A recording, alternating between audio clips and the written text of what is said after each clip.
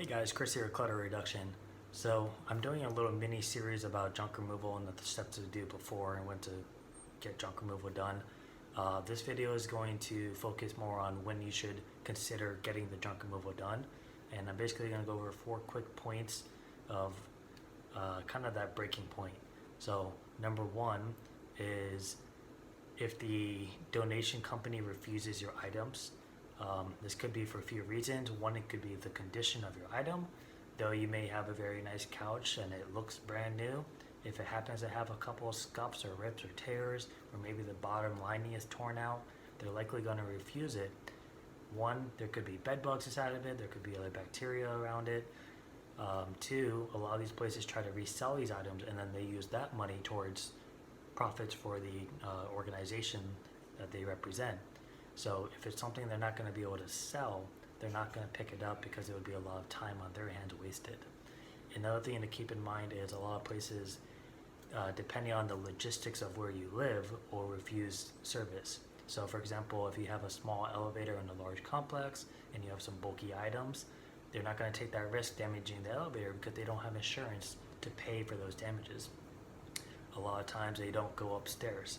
So if you live on a second floor house or a second or third floor apartment building, they don't have an elevator, they typically won't handle items with stairs. A lot of delivery services have this issue as well, where say you order a refrigerator from Home Depot and they deliver it to you, they likely won't bring it upstairs.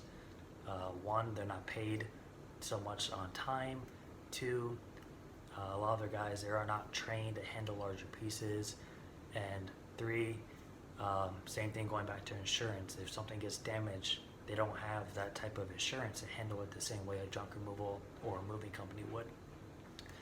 The next point I want to make is availability.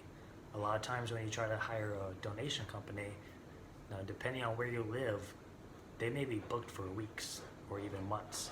I've heard some people say they've tried to reach out to multiple places a month or two in advance from their move because they wanted to declutter before they hired a company, which is very smart. But unfortunately, they were so booked up, they couldn't find anybody, and they had to resort to hiring a junk removal company last minute. This is something to keep in mind.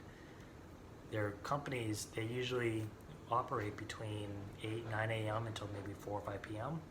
So on top of already trying to squeeze into their schedule with so much other competition of people having to book in last minute, you also have to play to your schedule as well. So just something to keep in mind. Sometimes that becomes an issue and not so much of what the condition of the item is. And then number 3, following up on condition of items, is the stuff you're looking to get removed, is it trash or is it a non-donatable item? A lot of times what to you may be a nice dresser or is functional, whatnot, maybe a little scuffed up here and there, and you may think, well, it's a charity, they're picking it up for free. They still need it to be in good condition. A lot of these places will sell it. They're not going to spend the money to come out and pick up something unless it's in a good condition. So that's something to keep in mind. Or if it's just an actual trash item, maybe you're cleaning out your shed and you have a bunch of rusted out tools and appliances, they're likely not going to want to take those, and understandable. That's when you need to hire a junk removal company that doesn't have such strict limitations. And the last thing would be cleanouts. So let's just, for example, say your mother-in-law passed away and you need to clean out her whole house. A donation company isn't going to come out and do that. They may come out and take away certain pieces that are nice enough for them to remove, but to remove all the small article items, clean out the kitchen cabinets, so forth, you're more likely going to need a junk removal company to do that. They're not going to spend the time nor the resources to handle those more intricate details. So hopefully this kind of helps sum up a few points of when you need to hire a junk removal company. And if you have any other questions, feel free to comment down below. I plan on continuing this series for a couple of videos, and hopefully if you have a different question that's not in this video, it'll be in the other one. So stay tuned for those. Thank you.